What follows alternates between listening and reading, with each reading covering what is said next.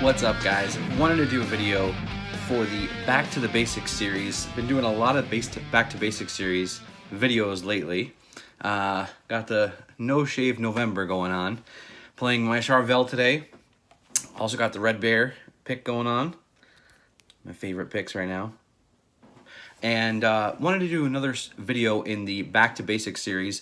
I had a lot of Back to Basic posts that teach you the basics of guitar, from how to tune your guitar, how to record your first part, a lot of different stuff. But one of the most asked about questions is, how do I change chords quickly?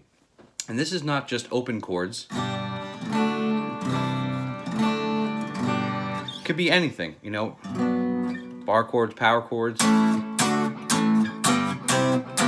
And I think the first thing is, step zero is if we don't have the knowledge of the chord down first. So if you don't know what the chord is first, that's step zero. You have to know these chords down, know their chord shapes first and foremost, and that just comes down to repetition. So you got to practice over and over again these same chord shapes. If you're trying to play the G, just practice them all, say them out loud. No matter what chord you're trying to play, just repetition, repetition, repetition. And then after that, I think it comes down to three things. At least in my 20 or so years of playing guitar, this is what I've known to work. First thing is, most of the chords that we play are not quick changes, where most of them you're on for a couple beats.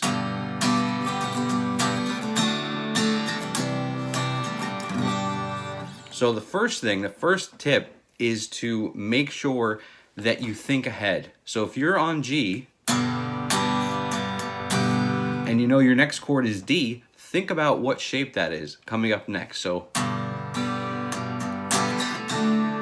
then C.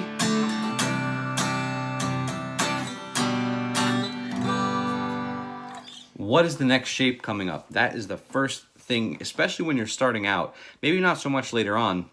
You might not have to think about it as much, but know your song in advance. Don't have to be thinking about the chords at all times. Try to, if you're using tab or if you're using a chart, plot out what the next chords are. So if you're starting with a G, D, C progression, have that ingrained into your mind. That's number one. Think ahead.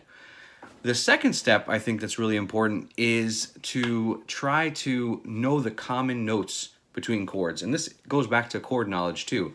So a very popular version of the G, open G chord, is to have this other third fret on the B string down in addition, because it goes from this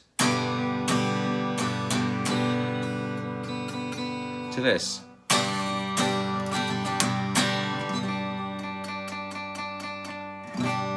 So the cool thing about that is, if you're playing that version of the G and you're going to a D chord next, and then the D is next, that third fret on the B string doesn't change. So think about the common chord notes that you have between chords. If you're switching, even if you're switching from an A to a D, you have a lot of common chord tones there. At least second fret on the G string that you can work with. Then all you have to do is put down your finger on the second fret here, and your finger on the third fret here, and you have your D. So that's the second step. Think of common notes between chords. Again, that G to the D, same note you have in there. And then finally, and I think no one talks about this really, is if you're struggling to know what the next chord is going to be, try to think of your root note, because you have a split second where you can play the root note and then get your other fingers into place. So what am I talking about? If you start with the D chord, the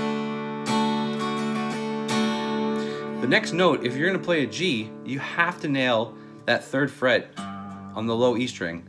So as long as you start there, then you have a split second to get your second finger into position on the second fret of your A string, and then make a little mini bar down on the B and the E of your high E and your B. So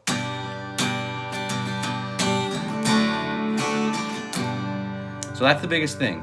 Try to know the root note of your next chord. Give yourself that extra split second of time to play and get your fingers into position. So use that tactic. Those three. Know your chords solid. That's step 0 again. 1, know the next chord you're going to. 2 would be to know the common notes between chords. And then 3, always know your root note of the next chord, because that'll give your fingers the extra time that you need to get to where they're going to in position. So those are the things that I've found help me, not only with open chords like that, but even with power chords. Just knowing that stuff, thinking ahead, is definitely going to help you with everything else you have to do in terms of switching chords fastly. So I hope that helps. If you have any questions, you could always reach out on Twitter or Facebook. It's just twitter.com/chasingsound and facebook.com/chasingsound. Thank you guys for watching.